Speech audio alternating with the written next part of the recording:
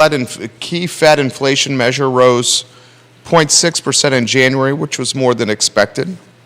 That's causing a little bit of volatility, if you may, this Good Friday morning. Keith, before we start the program, how are you doing? I am doing great. I was telling you on our pre-production meeting that we've closed probably one of the most complicated transactions I had in decades yesterday.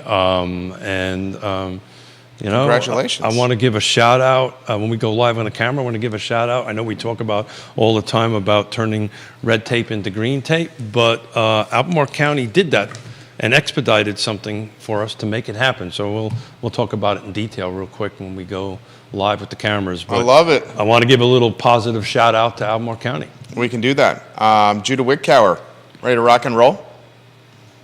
All right, let's do it, my friend.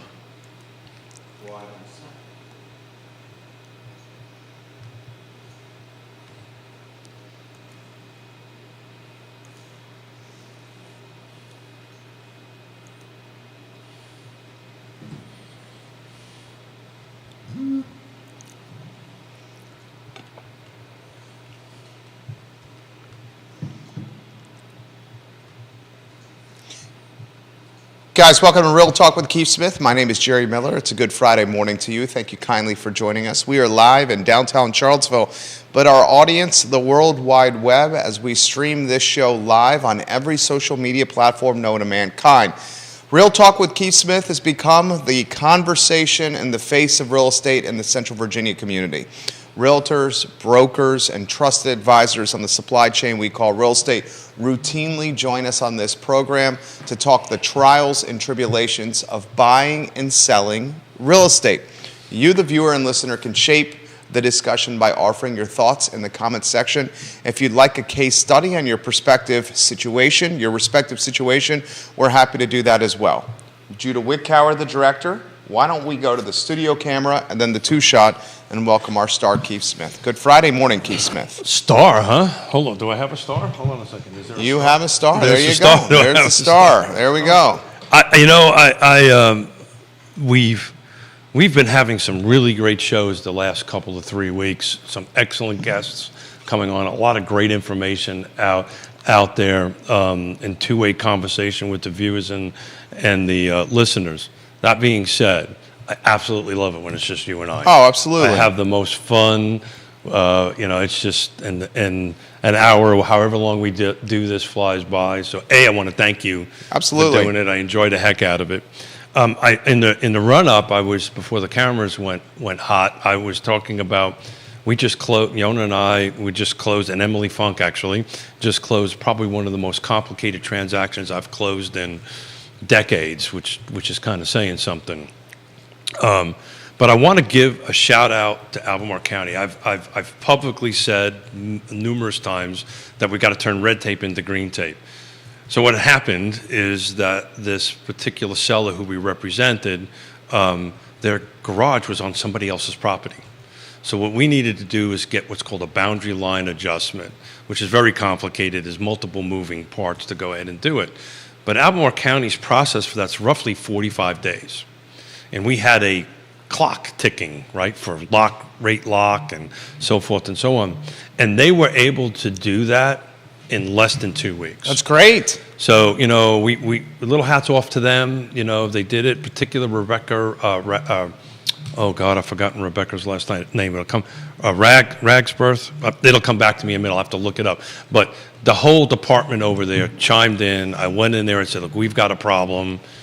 And they stepped up and performed and did it. So I publicly want to say thank you to them because we would not have been able to make magic happen. And it was a domino deal, right? So if we weren't able to do it, it just would have stacked all the way down about 4 or 5 other transactions. It just would have been not happy across the board. So hats off to them. If they didn't step up and make it happen, we wouldn't have made it happen yesterday. Let's cut that into a sizzle reel. And we'll post that on Real Talk with Keith Smith. We'll get that sizzle reel out later today, J-Dubs. There's the reel.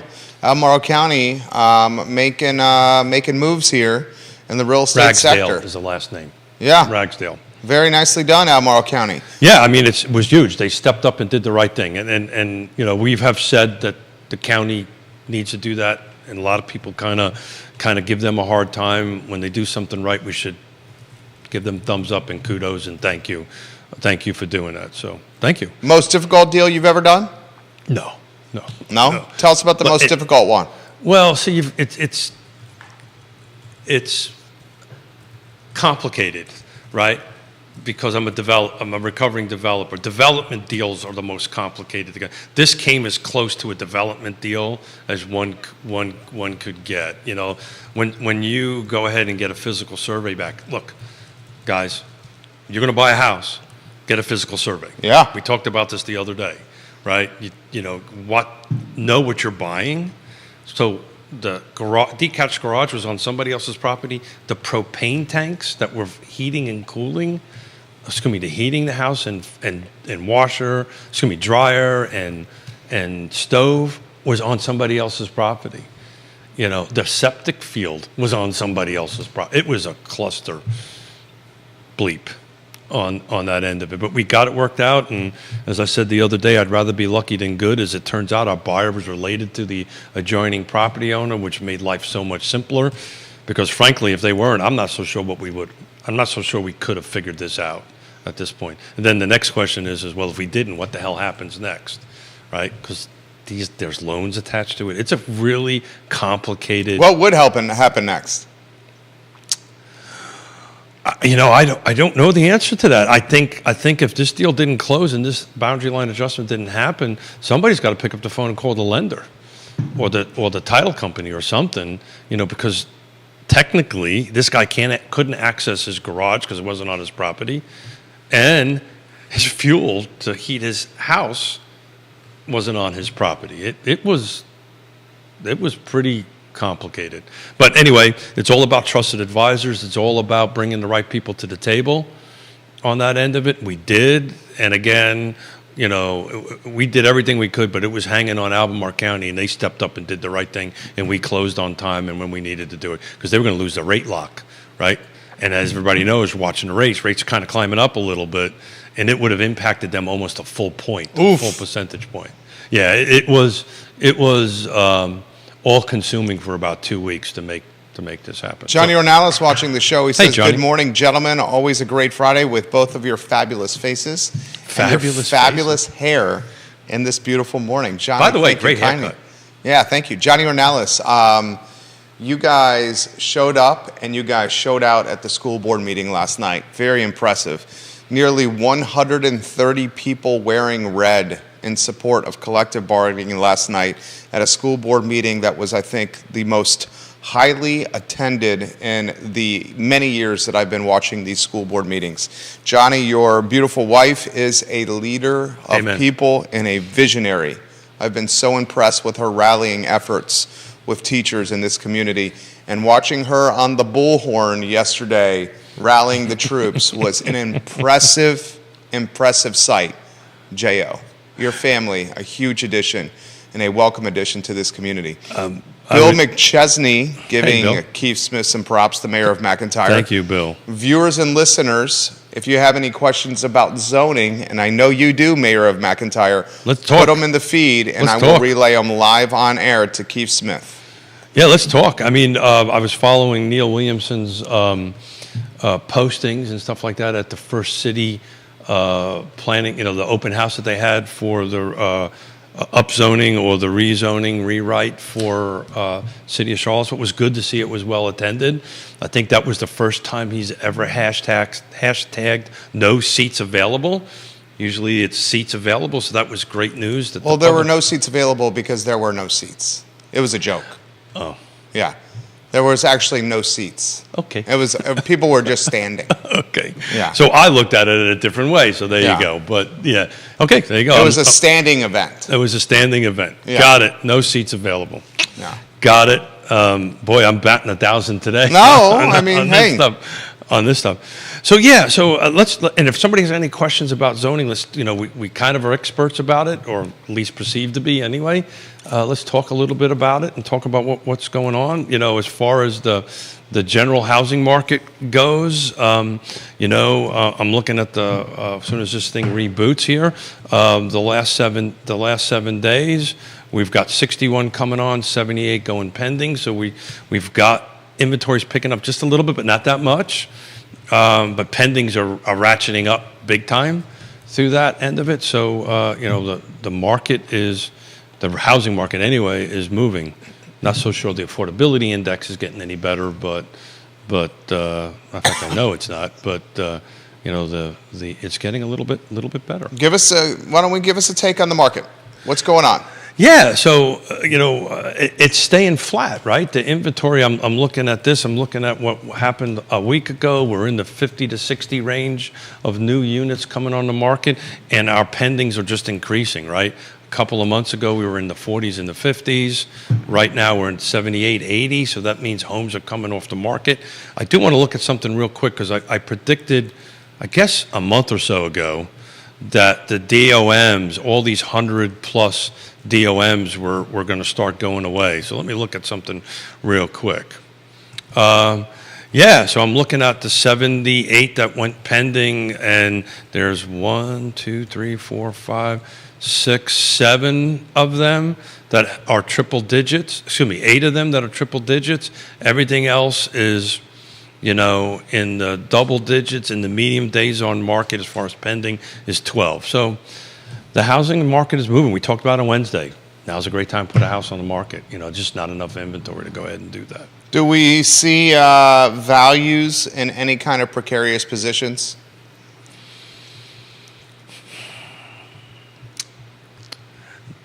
No. Okay. But yes. Okay. Talk to us about that. Yeah. So it's what I've always been talking about: location, price, features, condition, right? Then timing and who's on the other side matters. If you're in the right location, you're priced right, you've got the right features, you've got the right condition, your value is just going to keep on climbing. If you're not in the right location, and micro markets matter, micro locations matter on that end of it. You may hit a flat spot, or it may go backwards on it. But where most folks want to be, I was in Richmond yesterday looking at houses. I had meetings. I was looking at houses for our son-in-law and our daughter. And it was really interesting. And that market's very different. Couple blocks make a huge difference in the market. And it's very interesting because there was a couple of homes that were not at the right location, but the right price, didn't have the right features, didn't have the right conditions, and there was nobody there. There was 2 or 3 that were absolutely in the right location, priced right features, right condition, and there was a line out the door for people to get in. So that's kind of a visual example of why right location, right price matters, and then features and condition also matter in today's market. Maggie Gunnell says, "Good morning, fellas." Hey, Maggie, how you doing? Great job on Monday. That was a great show, man. Thank you. I concur. You did a hell of a job, Maggie Gunnels, on Real Talk with Keith Smith, and good morning to you. Grayson watching in North Downtown. As a follow-up to Jerry's question, I'm also worried about values in this community. There's a number of homes that sold on my block during COVID at peak price point, and we're not seeing that kind of purchasing power today in the neighborhood. And a point that Jerry has made on the show middle of the week is the violence is escalating, and that has all of us worried. That's something we talked about with Maggie as well. So this topic is reoccurring now. Yeah. It's so let's cut that in half. Okay. Right. So let's talk about valuation. Again, it depends on the location, depends on the where, right? So if we're in Charlottesville, right, we can quickly take a quick look at is values decreasing this month versus last month. I can tell you in 2022, year over year, they have not been decreasing. I think overall market, I think we're probably going to be looking at the end of 2023 of probably nationwide, probably the 3rd to the 5th highest valuation in the history of of doing this. The violence thing. Neil Williamson, good morning. Good morning, Neil. It's never a good thing. It's never a good thing for anything. But it could impact, it could impact valuation. I just think there is so much pent-up demand of buyers. I just think it might weed out some people out of the buyer perspective, but other folks, they'll do it. An example of the two houses I was looking at in Richmond was actually in a neighborhood known to have some violence in it, and the line was out the door. The neighborhoods that didn't have it, I don't know if this is an equation or not, don't know anything other than just my observation of yesterday, is there was nobody in lines. It was more the wrong location. You needed to back out of a house into a busy street, that kind of thing. But the one that was in neighborhoods that could be considered rough, to my language, there was a line out the door. So I don't know if it's going to have a huge impact at the moment. So no impact At the in moment. Fifeville or 10th and Page specifically, where we've seen murders in daytime hours. I think So you was could- it 2 days ago I in think you 10th and could- Page someone was murdered during the daytime? I think you could call that an assassination. 10th and Page, I don't think that was What's the one assassination. where the buck? That was Eldridge Skeeter Smith. That was Fifeville, outside Fifeville Park. And we still don't have a motive for that murder yet. Well, so no area concerns is that so- these murders are influencing values. I have not heard it in my conversation. So if there's other real estate agents listening, nobody has said to me. Matter of fact, we've got multiple phone calls in the last couple of days, some of them from UVA parents wanting to buy houses for their kids in and around the university. That's picked back up in the last couple of weeks. So two conversations I haven't heard, that's just me, right? How about realtors watching the show, viewers Yeah, and listeners watching the show? Yeah, so if Please join in with the discussion. as somebody said, I do not want to be in the center of Charlottesville because of the uptick in shootings of it. And I think it's a little bit more than an uptick. It went from 0 to quite a bit. We never heard of this. At least I haven't for years. You got our colleague here, Maggie Gunnels, on the feed. I don't know. She says, my clients are desperate to move from the 10th and Page neighborhood. Yeah. Okay. Desperate Yeah. is the word she used. So as a product of New York City, growing up in the 60s and the 70s, I know what crime can do to a neighborhood and the valuation of it. And, it's just common sense is that if that is not addressed, it could impact valuation in 10th and Page. It could impact that. It happened in the 60s and the 70s. I grew up through it, right? I'm a prime example of that, right? Left the city, right? Left that because the neighborhoods were getting bad, for lack of a better term, and we moved out to the suburbs, which then will only put more pressure on Lake Monticello, right, and some of the areas outside of the center of the thing. My hope is, and actually my wife Yona mentioned this to me this morning, and I'm going to try to reach out to him, and you probably already doing this, see if we can get the new chief on the show and talk about this. Chief Kachis, going to meet with him early next week. Yeah. I think he's the right man for the job. But Chief Kachis, which we'll talk about next week, I do believe you have a steeper hill to climb than initially anticipated. Maggie follows my clients, literally used the word desperate with me. Yeah. She says they were originally 100% set on buying in the city, and now they are looking outside the city and eager to move quickly. So these are buyers, not sellers, They own a home in 10th and Page. and they're trying to sell their 10th and Page and move buy from- something else. Yeah. She also says, I don't think it'll have a long-term effect, though. The city will always have a strong buyer pool, but it's something to overcome now for certain. Yeah. So then you have to That's ask a two-deal right there that could waiting be to happen. So the other end of it too is we got the other end of the spectrum of the conversations we're having about all these high dollar tech jobs coming in, right? These medical research jobs, these tech jobs, and how is that going to impact it? But I'm always have been, and I may get myself into a little trouble from this because I come from this family. Everybody I grew up was either cops or firemen, so I lived this. I understand that world a little bit growing up on that end of it. But we need to kind of support them to help them help us. But if we are having conversations like this, that we have sellers saying, I'm out, sell the house, that's how this shift happens. Oh my gosh, that's literally how it happens. I mean, Judah, what day was it? Was it Wednesday afternoon? It was Wednesday afternoon, right? The brothers were shot in the pickup truck in 10th and Page in a botched drug deal. And we have no idea what the motive on that was It was yet. a botched drug deal. Yeah, okay. I'm So sorry. it was a violence associated with drugs So it's gangs, It was- drugs. and guns. Yeah. Yeah.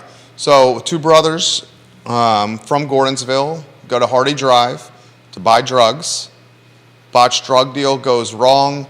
Gunfire into a pickup truck. The driver of the truck, a 20-year-old from Gordonsville, speeds away, is shot, crashes on Page Street.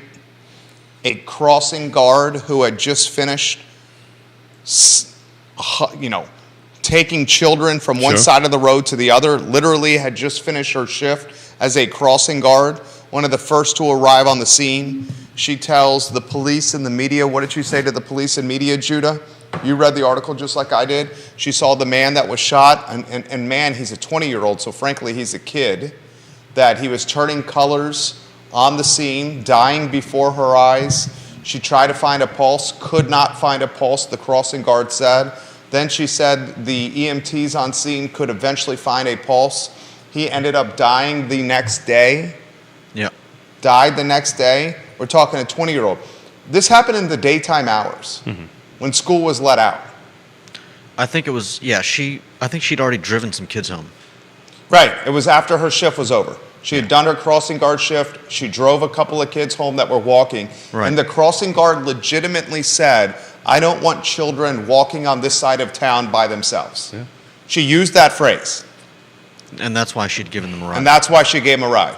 And then after giving the kids a ride, she rushes to the scene and watches someone basically die in front of her. I'm curious if she still had the kids with her. It's a great question. It's a fantastic question.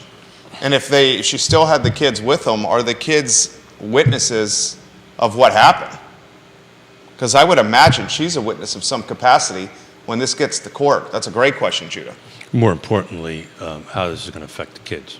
Yeah. Yeah. I mean, Charlottesville doesn't have enough bus drivers, so kids are walking to and from their house to school on a walking bus. Now the walking bus has to dodge dead bodies. Yeah, so this is a difficult topic for me to talk about, not necessarily because of the hat that I wear that I do for a living and all the nonprofits that I do, but I grew up around this stuff.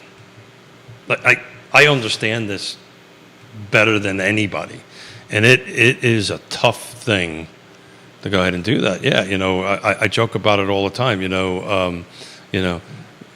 Just making it back and forth from school for alive was the game. It wasn't getting an education. Leslie on Spotify.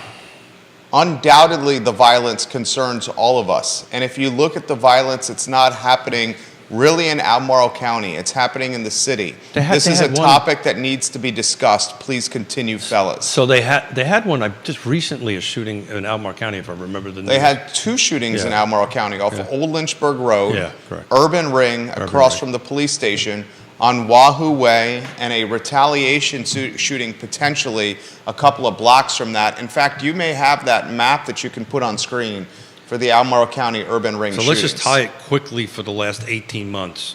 I just pulled up because I can segregate out 10th and Page, right? So right now there's no actives, there's no pendings in the last 18 months, and 8 homes sold in the last 18 months, and the median sales price was $505. Now the question is what is that going to be 6 or 12 months from now? But the question I throw out there for everybody who's listening and watching, okay, what are we going to do about it? How are we going to fix this? What's the path to fix this? Because clearly we went from zero, almost zero. Very rarely you would ever hear anything There's about been that. 22 19. people injured by gunfire since September, and 2 people murdered in the last 60 hours. 2 people have been murdered in the last 60 hours in the city. Yeah. So what do we do to fix that? We defined it as a problem, right? What are we going to do to fix that? We've gone from 0 to 22. My report I read is probably old. It had 19, but 22. What are we going to do to fix that, Coach? How do we rectify this problem, right? Do we, has the, and I just started the show giving shout outs to Albemarle County, and I still stand by that. But maybe kind of what happened in the beginning of some issues with the city PD, maybe this is what's showing up now on the end of it. Maybe the drug dealers are not too concerned. And I mean, that's pretty bolden to go ahead and do a shooting. A murder in the daytime? In the middle of the daytime, right? So that means either they're so strung out they don't know what they're doing. Let's call it like it is. Or secondly, they have no fear for the PD. I think that's most likely what it is. Is there's a sense of lawlessness and fear. So how do you fix that? What's the fix? We support the police, and I said yesterday frankly, I've been saying it for a year on the show. The 50 or 60 people in this community who continue to marginalize and deprioritize the Charlottesville Police Department, I think it's up to us to say enough already. So Stop doing that. somebody who's on a Google right now is watching. Go ahead and Google New York City in the 70s and the 80s. Just take a look at the pictures that pop up. Is that what we want for our region? I'm not saying, if we're following that logic, right, that this is a snowball that's rolling, it will, to Maggie's point, it will impact value. It's also going to help value out in the suburbs, right? Out in Lake Monticello, it's going to drive people away from downtown to the surrounding areas, which, oh, by the way, has no inventory, right? So, I mean, look at what Charlottesville's doing to the real estate ecosystem. Charlottesville's pushing and upzoning through, and the upzoning that Charlottesville and City Hall are trying to push through are not welcomed by, 65% of our community does not want upzoning to happen? It's more than half. Do we know that number for sure? I would say it's more than half that don't want upzoning. that do not want upzoning and added density. Yeah. So Charlottesville's utilizing policy to push upzoning through that more than half the community does not want. I don't know that number for a fact. I would say that's factual. How many people that own homes in Charlottesville City want more traffic and more density in their neighborhood? I would say the majority of people don't want that. I don't know that for a fact, so I don't know if I can comment on that or not. I mean, that just seems like common sense to me. Yeah, okay. Who wants more traffic in their neighborhood? I'm not so sure it's going to impact more traffic, but that's a debate that we can have. I mean, I would think that if you have more people living in an area, you're going to have more cars. That's not necessarily true, right? It could be they could take buses, they could walk. It depends on the. That's not realistic. If you have more people living in an area, you're going to have more cars. Okay. People have cars. Right? Wouldn't we think that if we have more people living here, some of them are going to have cars, so they're going to be additional cars? I think some is a good word to use. I don't think some is more. I don't think everybody is going to have a car or vehicle. I didn't say everybody. I said some. We'll have more cars. And then at the same time that's happening, we got violence that Charlottesville's never seen before. Are we defining that as never seen before? Do we know that for a fact? As long as I've been here since '87, I don't remember hearing or reading of this type of thing. I disagree with you on the, and it just depends on how they do it. If they end up putting IGA, for instance, Keith Woodward bought it, right? If they end up putting a multi-family apartment complex in there will be a percentage of the people that park, that have vehicles. Also, there'll be a percentage of the people that'll walk, right? It's a good walking neighborhood. So I don't think it's a 1-to-1 ratio, but there is some sort of ratio that we would have. I don't think it's 1-to-1. I just said there's going to be more cars. So if you're thinking more than 50% of the people do not want it, so you're thinking my mustache is staying? Is that what you're thinking? Your mustache bet was tied to when the upzoning was going to happen. Got it. Not the populace and what the populace wanted. Viewers and listeners, don't But- you but think if this you're is a saying- safe comment? More than half of Charlottesville city residents do not want upzoning. I'd say that's 100% safe. Yeah, I wouldn't know. I mean, there's a list of neighborhoods that are come out against upzoning. Sure. A good kids Christmas list Okay. of neighborhoods in Charlottesville City that do not want upzoning. So if that's the case, then my mustache is safe because then the jurisdiction shouldn't be upzoning. So if you're saying more than 50% of the people don't want it, and they're able to express their opinion, Local government is not going with the populace on this. For so long, local government has implemented policy that is not necessarily what the populace wanted. I mean, take the police and how a small group of people are deprioritizing or marginalizing police in the community. A third-party company was hired by Charlottesville City Hall called Polco. And you have that slide from the most recent council meeting that you can put on screen. If you could put it on screen, that'd be great. The one with the police data on it. This third-party company that was hired by City Hall asked city residents, taxpayers, what is your take on police? 70% of those who responded to the survey said we want more police empowerment.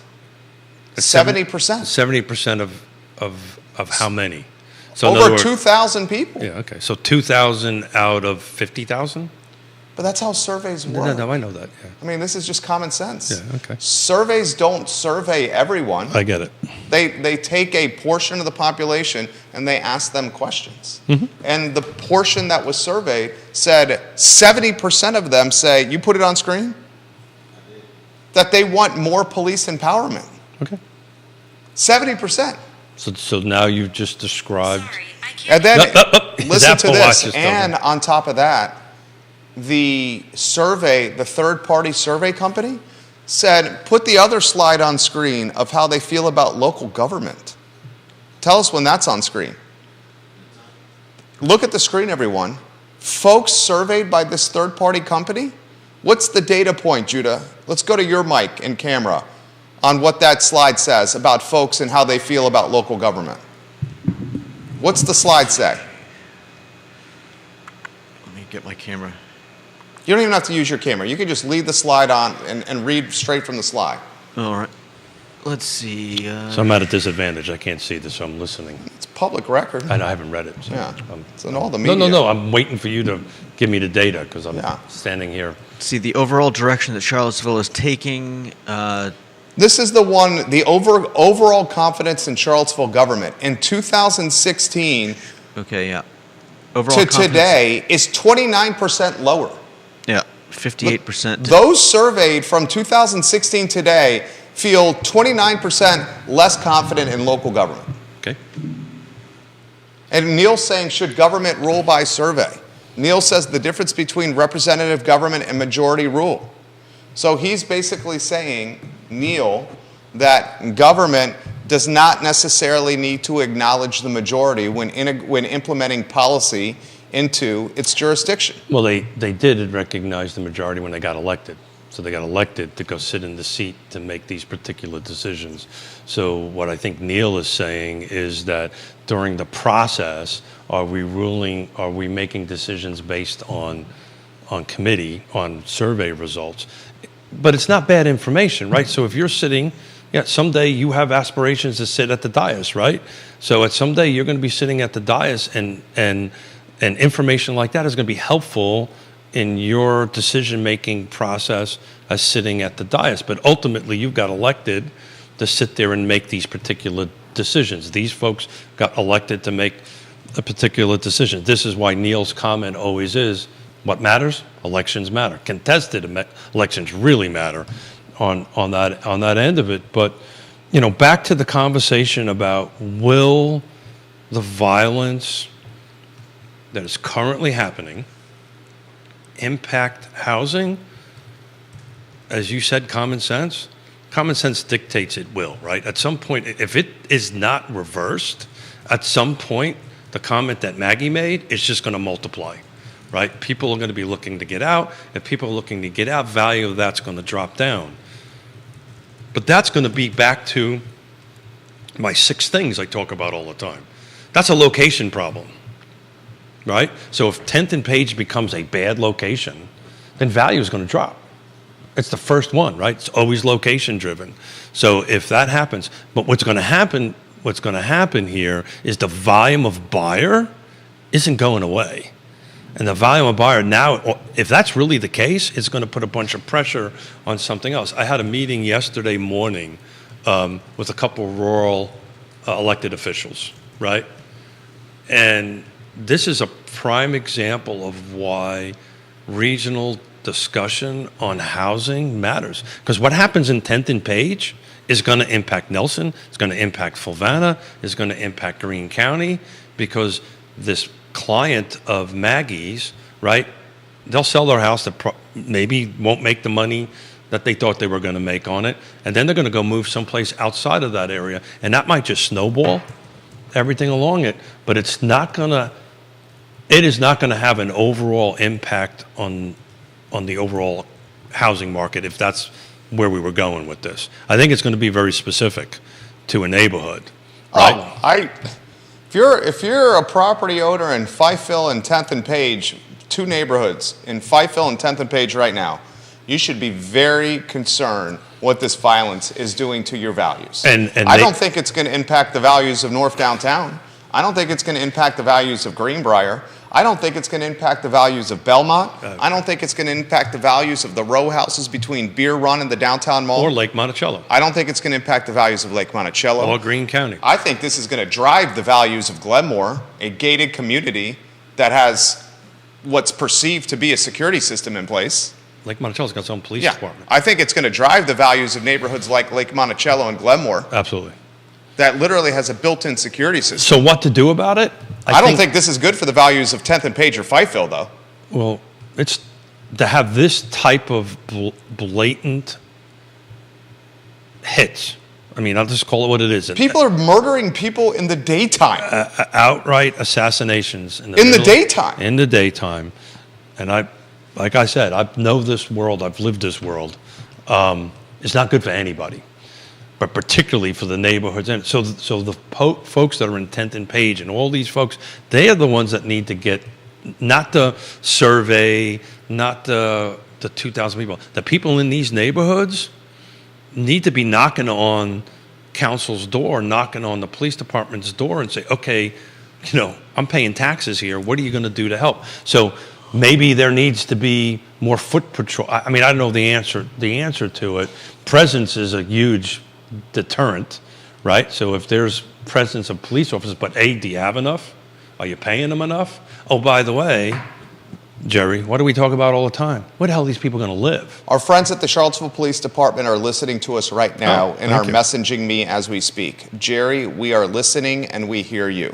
We want you to utilize the platform to get the word out that Chief Kachis will hold a community forum on Monday at 6 p.m. at 10th Street, 415 10th Street on gun violence.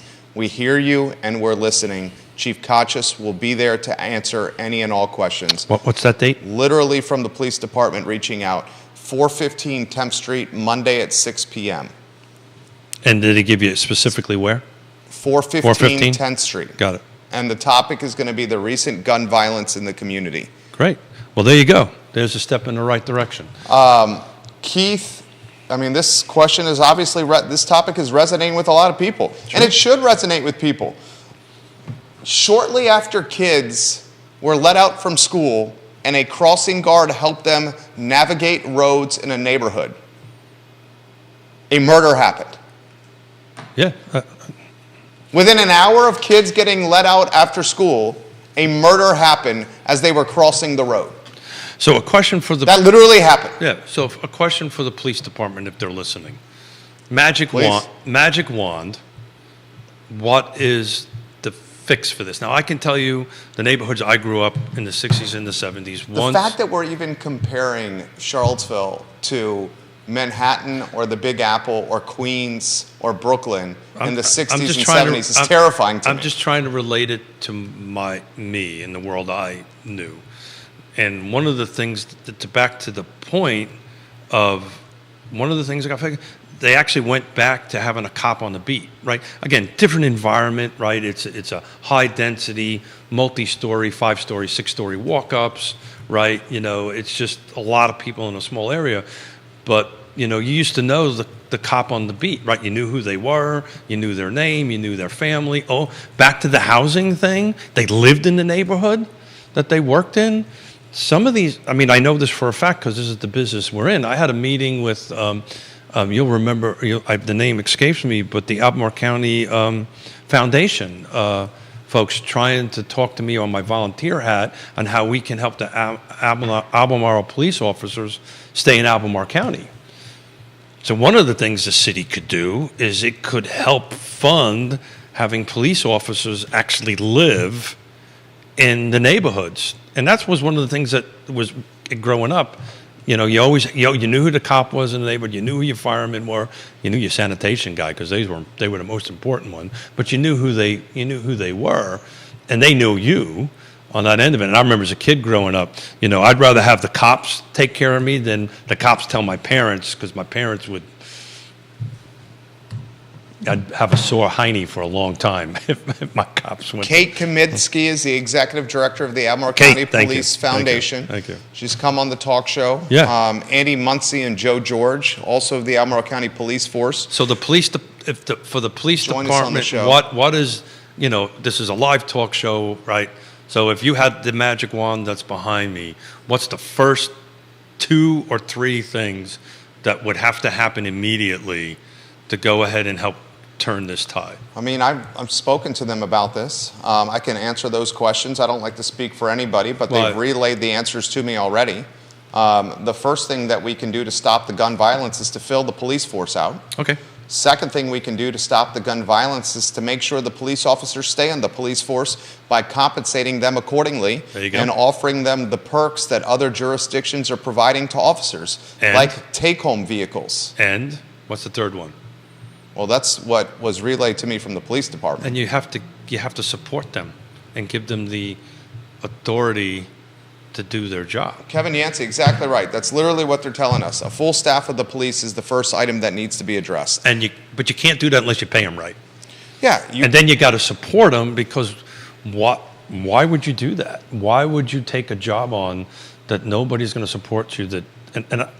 So I was a federal police officer, so I understand. When I was attached to the U.S. embassies the first half of the 80s, I have a federal police license. I understand this world. But if you don't have people that support you and you're out there putting your life on the line, because that's what happens on this end of it, right? You know, why show up?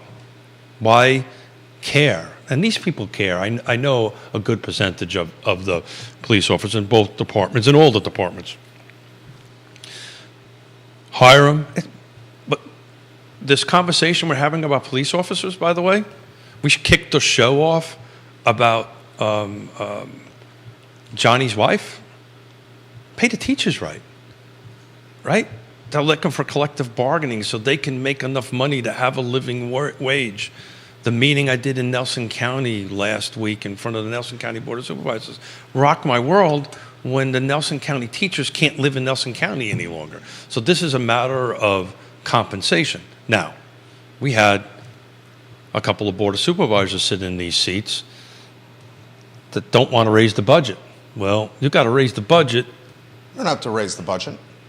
You can find other sources of income besides raising the budget. So we want to cut services. We want to find federal money, right, or some other source to pay a police officer more. Is that what you're saying? I mean, you can attract new business to the area. It's funny. I thought about this morning. Neil, if you're still watching. He's still watching. What exactly in Fluvanna, because I had a meeting yesterday, this topic came up on. What in Fluvanna County, what is the exact percentage of taxes to residential rooftops versus commercial? I've heard, I think it's 95, 96%. It's over 90% in Fluvanna. Yeah, but in Fluvanna, what's the exact number? Because I had a meeting with a bunch of Fluvanna folks yesterday morning. And I mean, if Fluvanna doesn't figure that out, they're just going to tax people out of the community. Yeah, they're going to be gentrified out through taxes. So the conversation was about well, and maybe in my simplistic thinking, housing is a drain on the services. I get that. I can understand why somebody might think that. But if 97% of our income, our residential tax income, is coming from rooftops, don't you think you want more rooftops so you can make more money? Or you've got to get that commercial up to 30%. That's the magic percentage, right? If you can get to about 30%. Supervisor Fairchild, who's come on this program multiple times, is not going to vote for any more rooftops. Absolutely not. Yeah. I said it on. And he has the political capital in his corner. I said it on, and I love him with all my heart and soul. I said it on Monday with Maggie.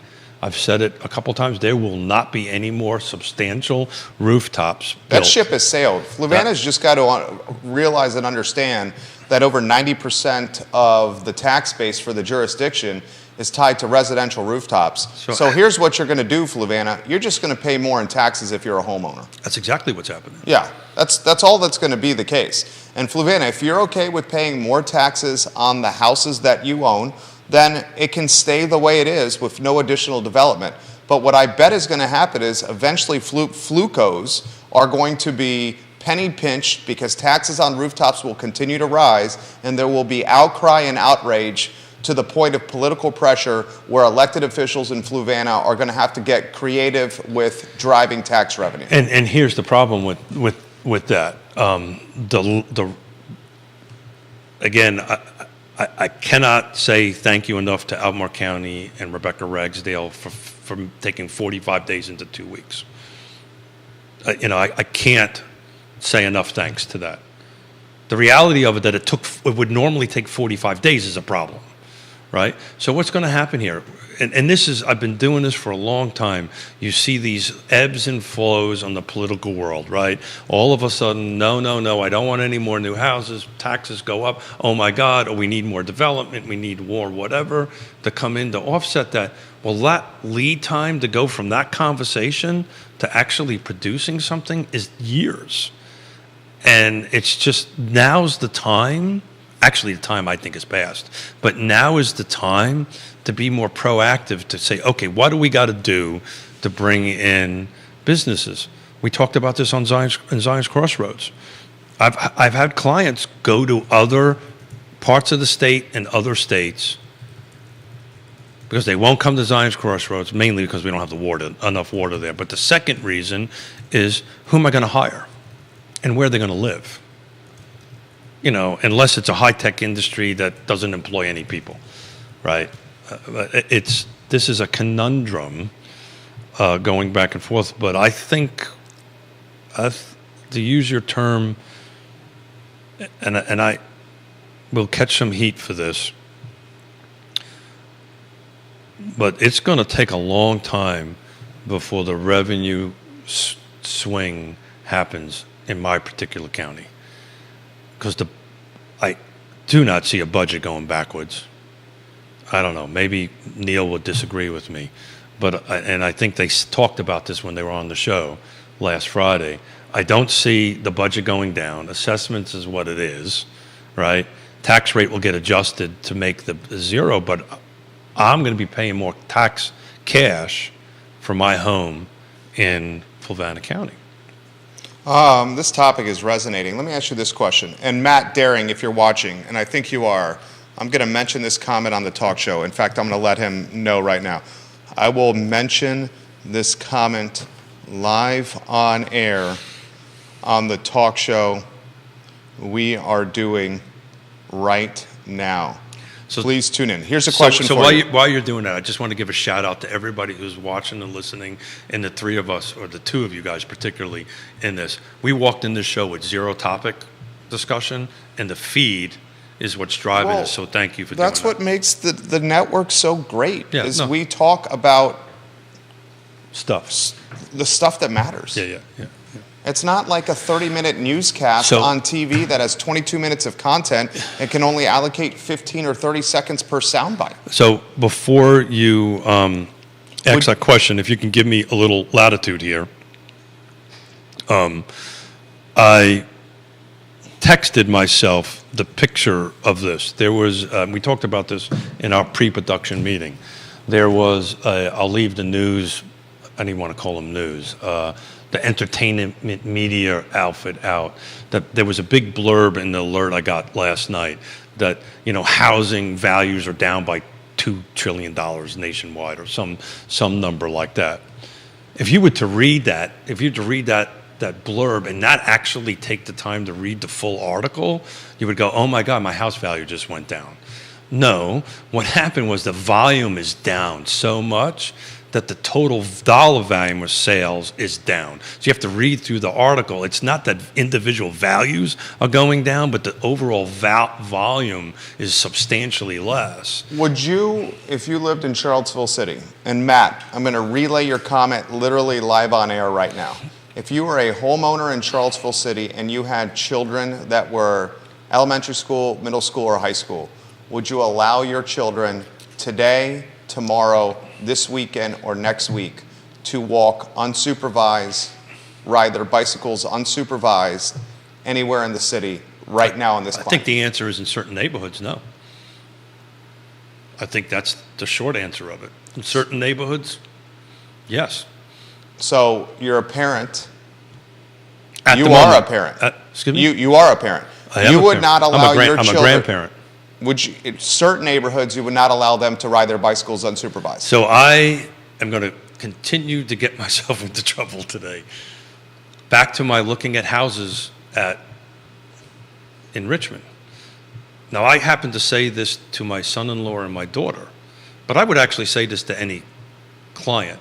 There was a home that was the right price, wasn't in the right location, had the right features and condition, and I told them, I said, as a grandfather, I'm not comfortable with my one-year-old daughter walking these streets or riding a bike on the street. So it does matter, right? We're not supposed to, we're supposed to be somewhat neutral, right? But we are humans, right? We are grandparents. We are parents. We care about our children and the safety of our grandchildren. This is what Matt Daring said. Believe Matt Daring lives in Fifeville with his wife and 2 kids. He knows it better than anybody. Said, I heard you mention me on air, so I took a listen. The answer is yes, my children will still be able to go where they want in Charlottesville. In fact, on Wednesday, which was the day the man was murdered in the daytime hours, by the way, he says, in fact, on Wednesday, my son and his cousin walked from Fry Springs to my office on grounds, had lunch on the corner, walked Main Street to the downtown mall, and then walked back home via Ix and Cherry Avenue. Total economic impact of $49. My oldest and their 2 children and their 2 friends went to the Fitzroy last night to celebrate their birthday. They walked home as well. I walked from grounds to Belmont on Tuesday. I also walk from my office to Preston for haircuts regularly and walk right down Page and Hardy. I won't stop. I refuse in all capitalized letters, to live in fear. I won't let them win, period. It sounds like many of your listeners are motivated by fear. I am not. I will not be. Do I believe things need to change? Yes. Clearly, we need gun control. There are 1.4 privately owned guns per person in the U.S. We are the only country, the only one where this is true. That means that, speaking from averages, Charlottesville has around 65,000 guns in the community, and then we act surprised when we have gun violence. Matt, I respect the courage from that comment right there. This is from Kelsey watching hold the on a show. second, let me adjust that. I respect that, and it's interesting, when August 12th happened, right? My brother-in-law James and I literally held hands. James is watching. Held hands and walked up and down the downtown mall to show people that they weren't going to win. As a Marine, my hat's off to you, my friend. Go out there and show them they're not going to win. But the question was, is it going to impact housing value in those particular neighborhoods? And if it continues, it will. That's just a natural, as you said, common sense process in it. But my hat's off to him. I got chills up my back as I was listening to him, because I walk everywhere around. Tonight I'm going to go get a drink at Belmont. I'm going to walk from my office in Ix to Belmont to get a drink. This is from Kelsey. Jerry, we're homeowners in the city of Charlottesville, and my husband and I were talking after listening to your show on Tuesday. There's not a chance in hell. She says hell in all caps. our children are walking unsupervised anywhere in this town right now. We often would drop them off on the downtown mall and pick them up a couple hours later, like you talked about on your show. We are no longer doing that anymore, much to their disappointment. So you know what? God bless America. We got two different folks. One that's comfortable with doing it, and one that is not. It's what they're comfortable with, how they wish to raise their family and their grandkids and so forth and so on that end of it. And my hat's off to both of them. They have the right to make that decision. Again, the question was, will this impact value? And I really never thought about it until today's show. But, if it continues, it's logical. Of course. That it will. And it's logical. Someone was murdered in a neighborhood in the daytime hours after a school crossing guard helped kids across the road after school. Yeah. That's literally happened. Yeah, it made me, I don't know why I just thought of this, but I grew up during the Summer Sam, the summer of Son of Sam, and I remember my aunts and uncles, the females in particular, my aunts, just not wanting to walk the streets and stuff like that because everybody was worried about, this nut that was out there killing people. Woody Fincham watching the program. Hey, Woody. Woody says this. Woody, I love you. Last time that I had some clients in town, I took them to dinner on the downtown mall. I was approached by a homeless person. They asked for money, and of course I didn't have any cash on me. As I was walking away, the guy threatened to kill me. There was no way he was going anywhere near me, but I'm not going back to the mall in the evening. It's not an unreasonable amount of fear. It's a reality that there is no police presence there, and we're just a block from City Hall. He got threatened. His life was threatened because he didn't give money to a houseless individual.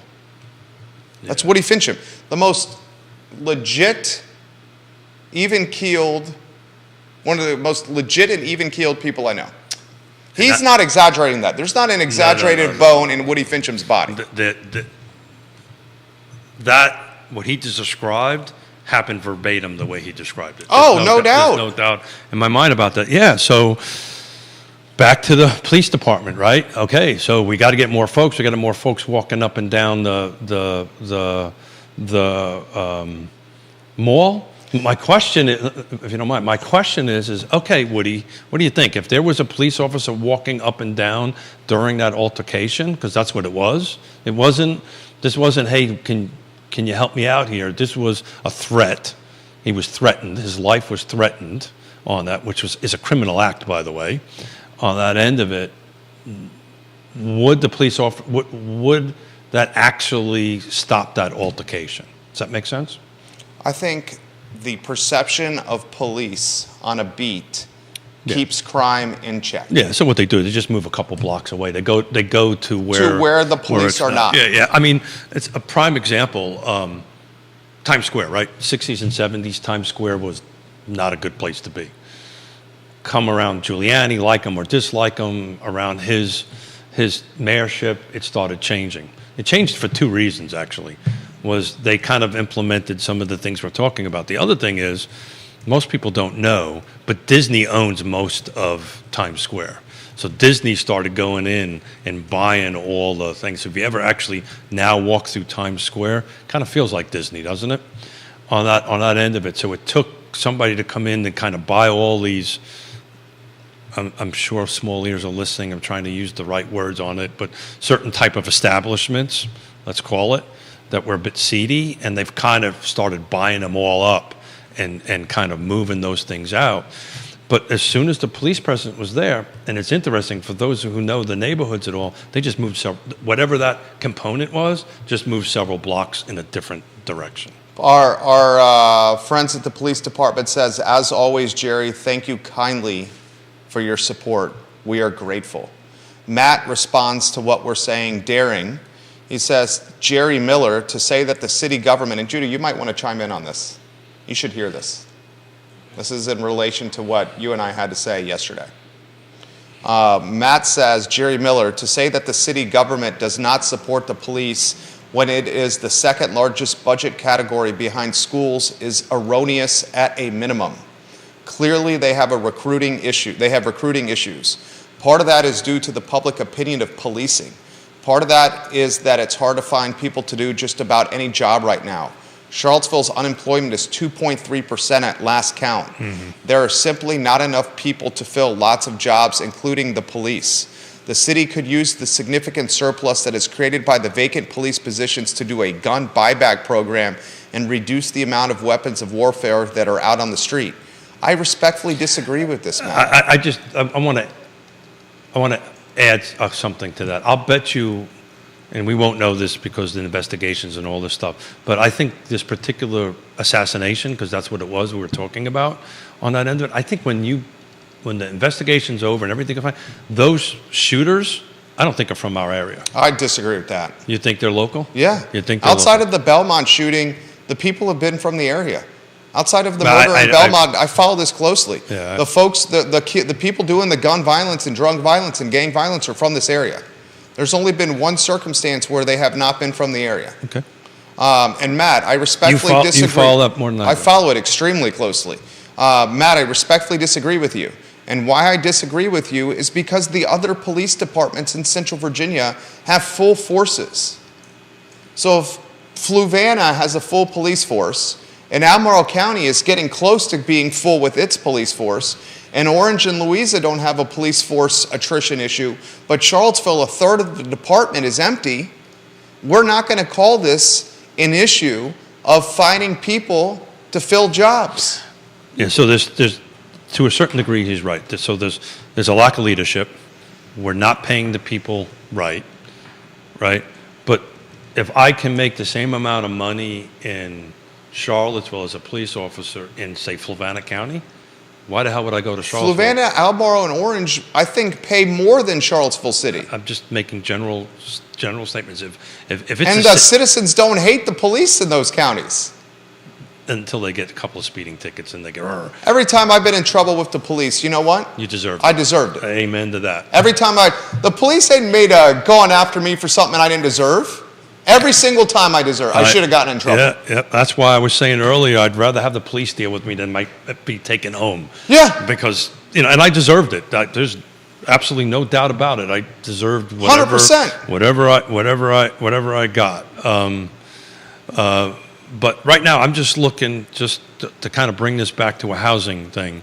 The city of Charlottesville, last 30 days, just to kind of wrap in some of these events around the last 30 days, we've got a total, now this is just a 30-day snapshot, we've got a total of 14 homes on the market, 20 are pending, and 22 sold.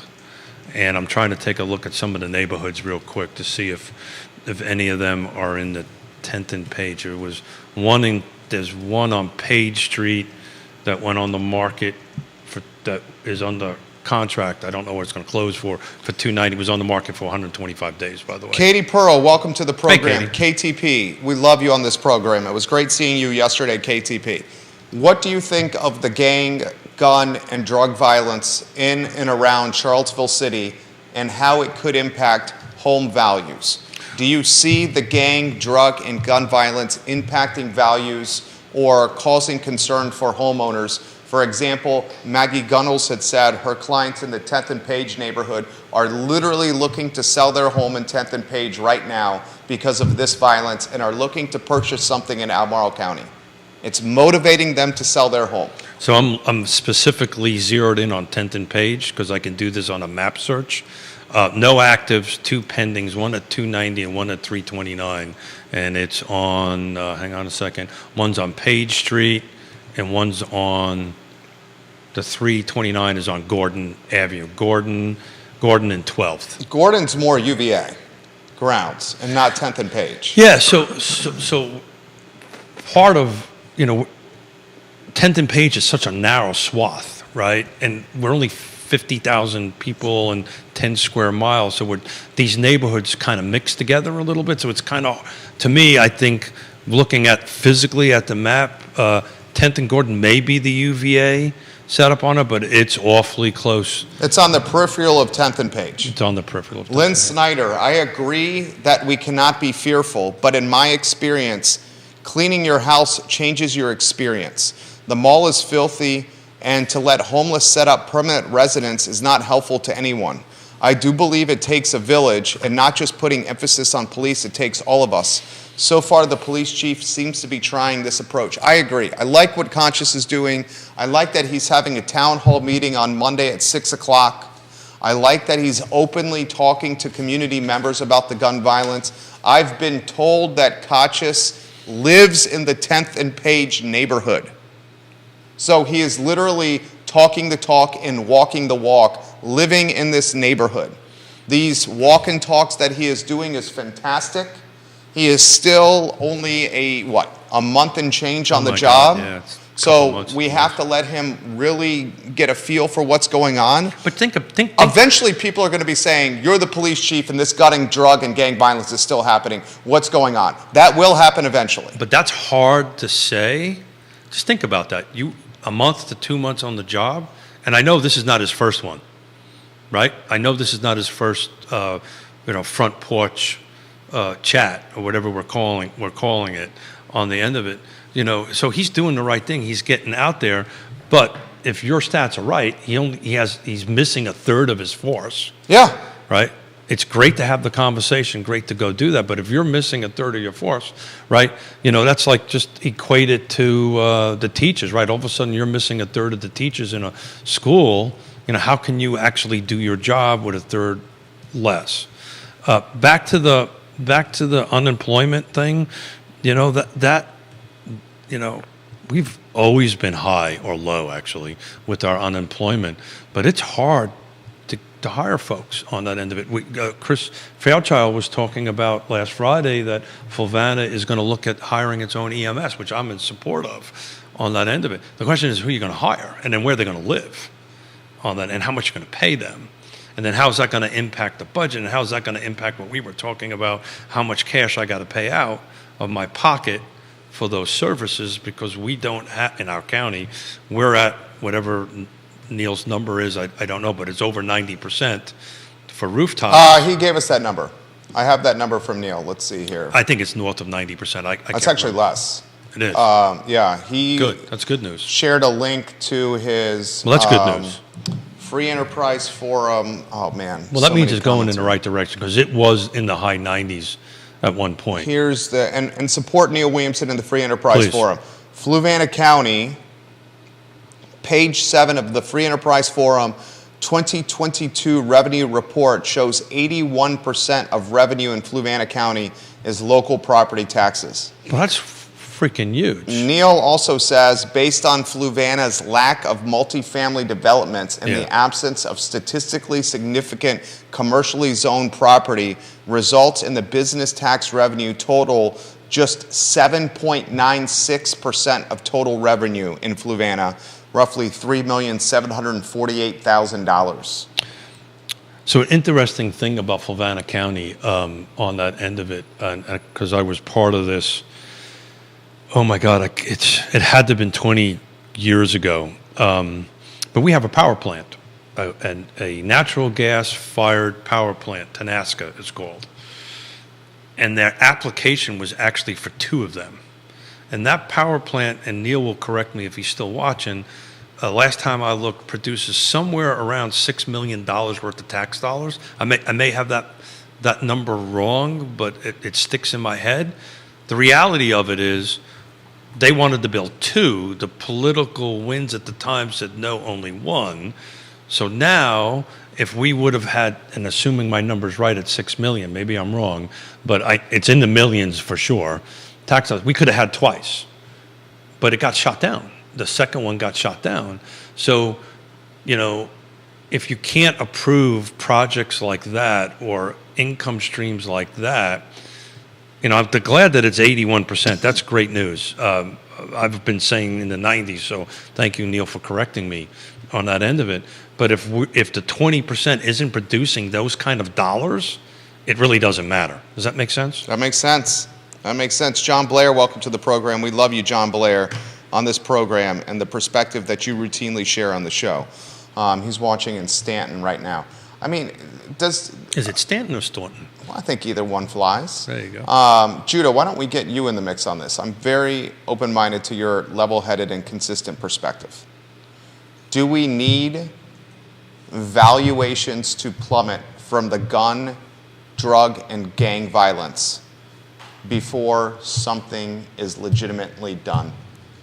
Because right now, a lot of this violence has been pocketed to neighborhoods It's a few block of radius. violent histories.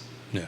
It's, Okay? it- Fifield and 10th and Page have a history of neighborhood of violence I within mean, the I'm neighborhoods. physically looking at the map. We're looking at blocks here, not neighbor. So when you define a neighborhood to me, that's a larger area. I'd say 10th and Page is a neighborhood. They define it as a neighborhood, but it's blocks. It's a certain block radius on that I mean, end the of 10th and Page neighborhood, while not nearly as large as, say, a neighborhood like Glenmore, has more people living in it. it. Or Belmont. See, Belmont's a larger. 10th and Page has got over 800 houses in it. Yeah, again, it depends on where you define the limits of 10th and Page on that end of it. But there's a substantial amount of people living So we're talking thousands of people. between the two, I would imagine. Yeah, yeah. Do we need to get to that point before something is done? That values plummet and people are fearful to go downtown and economic vitality suffers. What do you mean by something is done? What is being done right now? We're having walk and talks. I love walk and talks. They're great. But walk and talks aren't solving the violence. Kochis is going to do a conversation But that's on Monday at 6 o'clock. But that's the first step, right? The fact Is that the first step? Is that the first step? you got to put a face with a name and get out there and to the gentleman that was talking about walking from one part of the neighborhood to Matt the other. Daring, he's watching right now. Yeah, so he's going to get I'm there. getting your name right, Matt. He's going to walk and talk, and he's going to stand tall and says, "I'm the person at the head of this." I don't know if he's going to offer solutions, but I'm here. I'm not sitting behind a desk. I'm not sitting in a house in. No, he's saying he's not going to change how he lives his life. Matt's saying that. No, I'm talking about the police chief. Okay. Right? The police chief is out there walking the walk, talking the talk, getting his face in front of people, right? It's a first step. It's a step in the right direction. Now, the question is, what's the rest of it that has to happen? I mean, But we can't just keep talking. What are your thoughts on this, Wickower? Because Well- we're at the point of economic vitality being impacted. It is, but I think, I'm sorry, go ahead. Judah, Well, first of all, I think the walk and talks are not the only thing going on. So, there's much more going on in the police department than just Kochis doing walk and talks. And as to the question of whether or not more needs to happen before something is done, I think something is probably being done already. But the problem is that you don't just go and round up a bunch of people and crime is done. Clearly, there's more going on than just a few random acts of gun violence, and so I think they need to find the underlying issue, and once they can identify and start to contain the underlying issue, then we'll see crime start to decrease. But Kochis has been on the job for how long? I don't think this Less is than 2 months. I don't think this is the kind of thing that you're just going to come in and sweep the streets and all of a sudden everything is good. I'll say this again. I think Kochis underestimated the challenge he has here in Charlottesville. I think he severely underestimated the gun and gang and drunk violence when he took this job. And I know people close to him, told him he was crazy taking this job. Katie Pearl says, how about the police arrest the person responsible for yesterday's homicide? That's what I'd like to see done first. Katie Pearl. Amen. Or how about These walk and talks are good, but you know what walk and talks are? They're window dressing to build political capital. Okay, but Kochis is not the one that's patrolling the streets. You don't know that.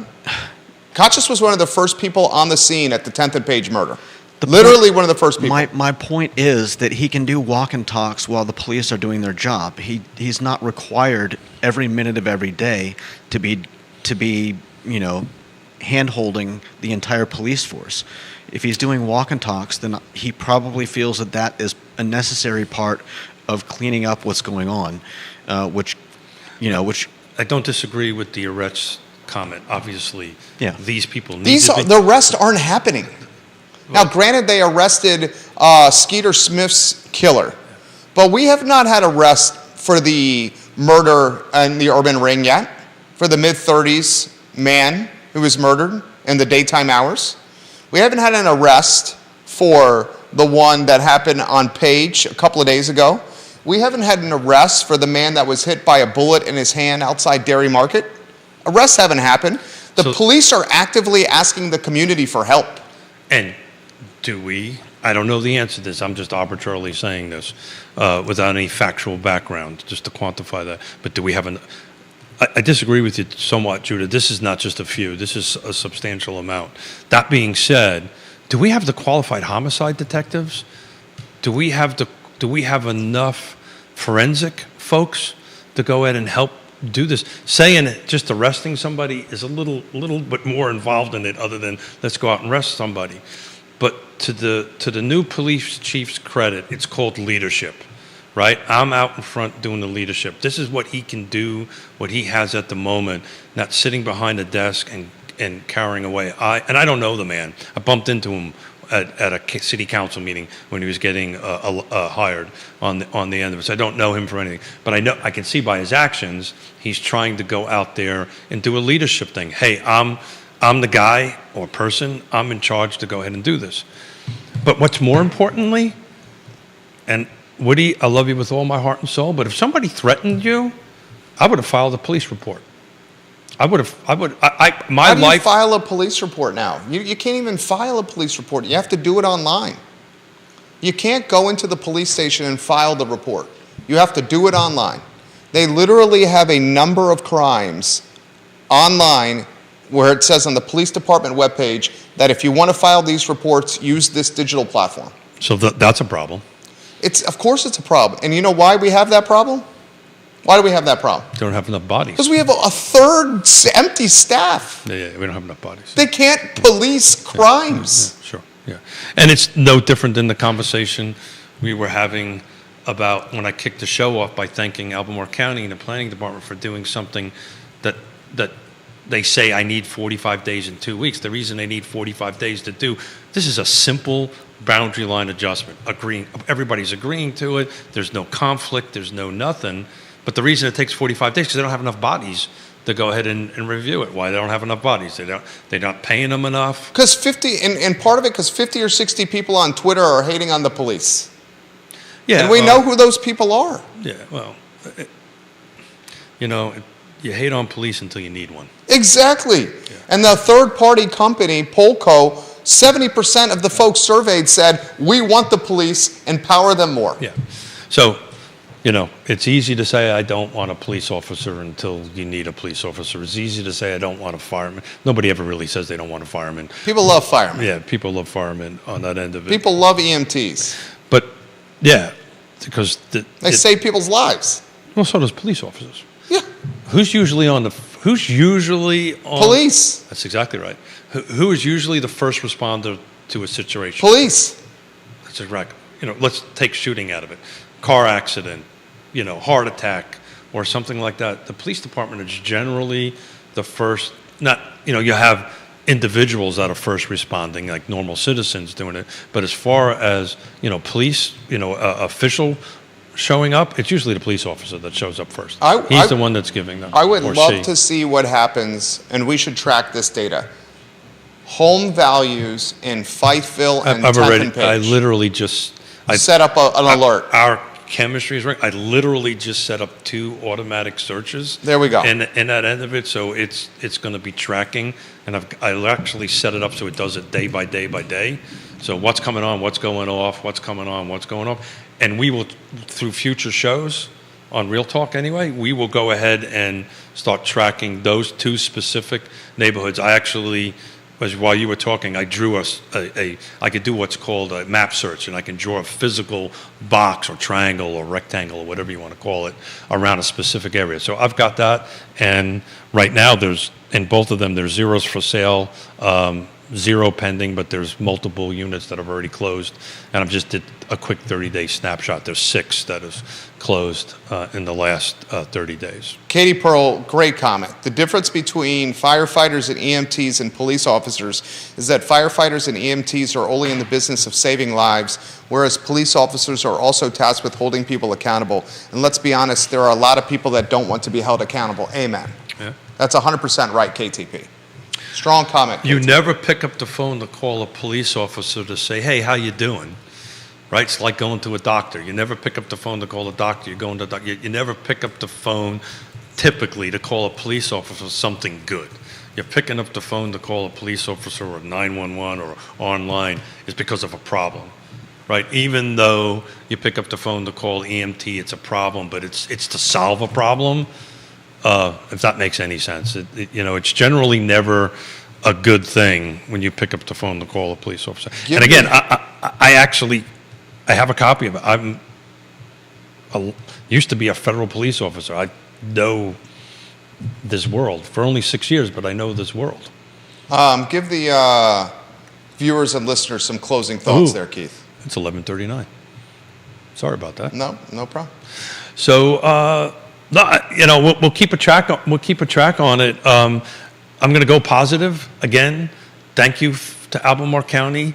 We did a multi-layered domino deal that Albemarle County could have said, "Well, I'm sorry, you need 45 days. Come back in 45 days."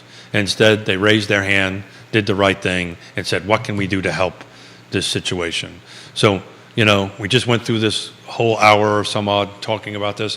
This was a very positive thing that happened. So I want to say publicly thank you to the planning department and Rebecca Ragsdale in particular for going ahead and stepping up and doing. Here comes the fire department. There we go.